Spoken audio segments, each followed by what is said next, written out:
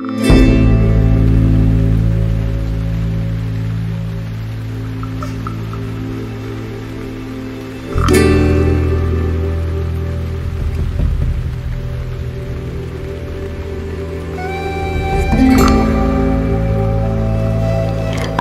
todo va de mal en peor. La semana pasada se murió mi tía Jacinta y el sábado, cuando ya la habíamos enterrado y comenzaba a bajársenos la tristeza, comenzó a llover como nunca. A mi papá eso le dio coraje, porque toda la cosecha de cebada estaba soleándose en el solar y el aguacero llegó de repente, en grandes olas de agua, sin darnos tiempo ni siquiera a esconder, aunque fuera un manojo.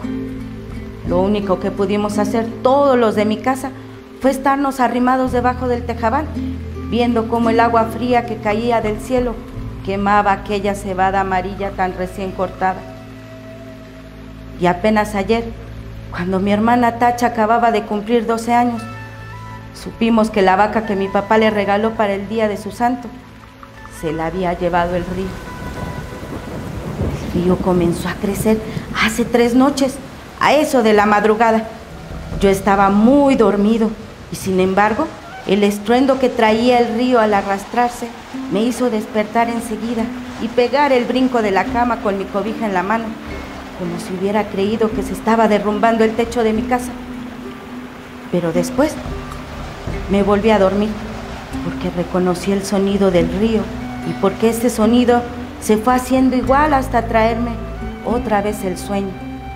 Cuando me levanté, la mañana estaba llena de nublazones y parecía que había seguido lloviendo sin parar. Se notaba en que el ruido del río era más fuerte y se oía más cerca. Se olía como se huele una quemazón, el olor a podrido de agua revuelta. A la hora en que me fui a asomar, el río ya había perdido sus orillas. Iba subiendo poco a poco por la calle Real y estaba metiéndose a toda prisa en la casa de esa mujer que le decían la tambora. El chapaleo del agua se oía al entrar por el corral y al salir en grandes chorros por la puerta. La tambora iba y venía caminando por lo que era ya un pedazo de río, echando a la calle a sus gallinas para que se fueran a esconder a algún lugar donde no les llegara la corriente. Y por el otro lado, por donde está el recodo, el río se debía de haber llevado, quién sabe desde cuándo, el tamarindo que estaba en el solar de mi tía Jacinta, porque ahora ya no se veía ningún tamarindo. Era el único que había en el pueblo y por eso nomás la gente se daba cuenta que la creciente esta que vemos es la más grande de todas las que ha bajado el río en muchos años. Mi hermana y yo volvimos a ir por la tarde a mirar aquel amontonadero de agua que cada vez se hace más espesa y oscura y que pasa ya muy encima de donde debe de estar el puente. Allí nos estuvimos horas y horas sin cansarnos viendo la cosa aquella.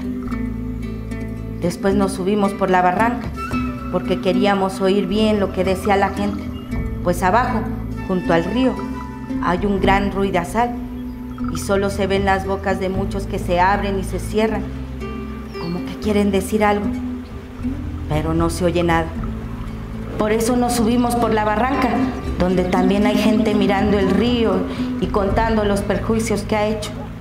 Allí fue donde supimos que el río se había llevado a la Serpentina, la vaca esa que era de mi hermana Tacha, porque mi papá se la regaló para el día de su cumpleaños, y que tenía una oreja blanca y otra colorada, y muy bonitos ojos. No acabo de saber por qué se le ocurriría a la Serpentina pasar por ese río, cuando sabía que no era el mismo río que ella conocía de a diario. La Serpentina nunca fue tan atarantada. Lo más seguro es que ha de haber venido dormida para dejarse matar, así nomás por nomás. A mí muchas veces me tocó despertarla cuando le abría la puerta del corral, porque si no, de su cuenta, allí se hubiera estado el día entero con los ojos cerrados, bien quieta y suspirando, como se oye suspirar a las vacas cuando duermen. Y aquí ha de haber sucedido eso, de que se durmió. Tal vez se le ocurrió despertar al sentir que el agua pesada le golpeaba las costillas. Tal vez entonces se asustó y trató de regresar, pero al volverse se encontró entrevarada y acalambrada entre aquella agua negra y dura como tierra corrediza. Tal vez bramó pidiendo que la ayudaran. Bramó como solo Dios sabe cómo. Yo le pregunté a un señor que vio cuando la arrastraba el río si no había visto también al becerrito que andaba con ella. Pero el hombre dijo que no sabía si la había visto.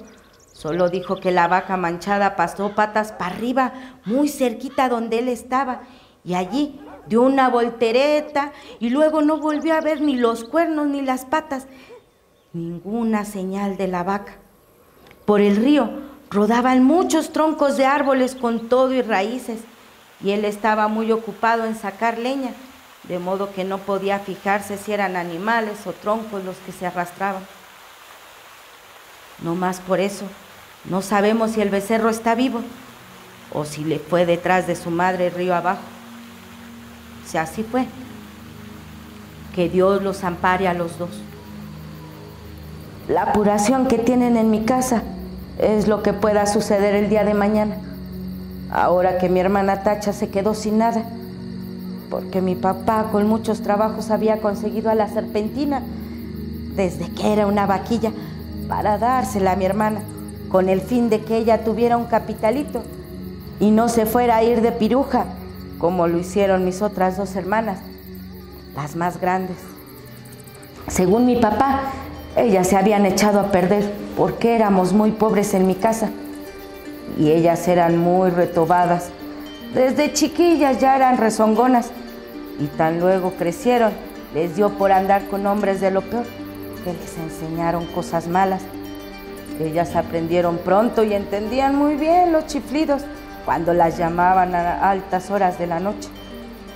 Después salían hasta de día, iban a cada rato por agua al río y a veces, cuando menos se lo esperaba, ahí estaban en el corral, revolcándose en el suelo, todas encueradas y cada una con un hombre trepado encima. Entonces mi papá las corrió a las dos.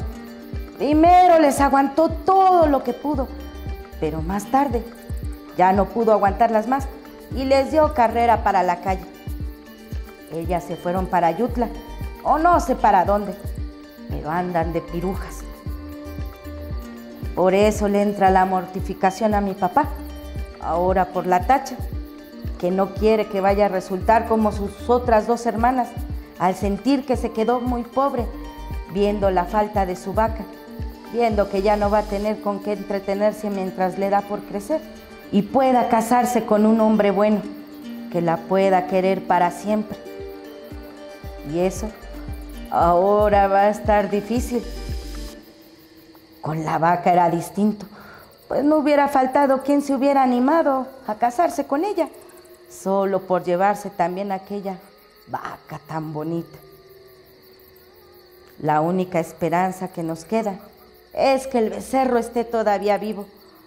Ojalá no se le haya ocurrido pasar el río detrás de su madre, porque si así fue, mi hermana Tacha está tantito así de retirado de hacerse piruja y mi mamá no quiere. Mi mamá no sabe por qué Dios la ha castigado tanto al darle unas hijas de ese modo, cuando en su familia, desde su abuela para acá, nunca había habido gente mala. Todos fueron criados en el temor de Dios y eran muy obedientes y no le cometían irreverencias a nadie. Todos fueron por el estilo. ¿Quién sabe de dónde les vendría a ese par de hijas suyas aquel mal ejemplo? Eso no se acuerda. Le da vueltas a todos sus recuerdos y no ve claro dónde estuvo su mal, o el pecado de nacerle una hija tras otra con la misma mala costumbre.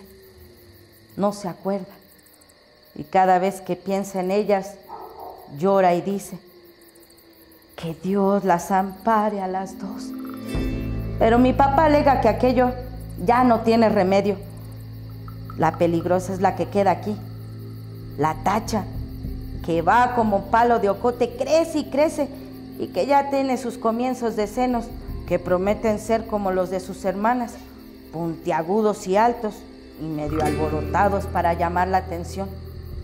Sí, dice, Le llenará los ojos a cualquiera donde quiera que la vean y acabará mal, como que estoy viendo que acabará mal.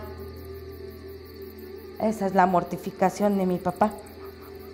Y Tacha llora al sentir que su vaca no volverá porque se la ha matado el río. Está aquí, a mi lado, con su vestido rosa, mirando el río desde la barranca y sin dejar de llorar. Por su cara corren chorretes de agua sucia, como si el río se hubiera metido dentro de ella. Yo la abrazo, trato de consolarla, pero ella no lo entiende. Llora con más ganas. De su boca sale un río semejante al que se arrastra por las orillas del río. La hace temblar y sacudirse todita. Y mientras la creciente sigue subiendo, el sabor a podrido que viene de allá salpica la cara mojada de Tacha. Y los dos pechitos de ella se mueven de arriba para abajo sin parar, como si de repente comenzaran a hincharse para empezar a trabajar por su perdición.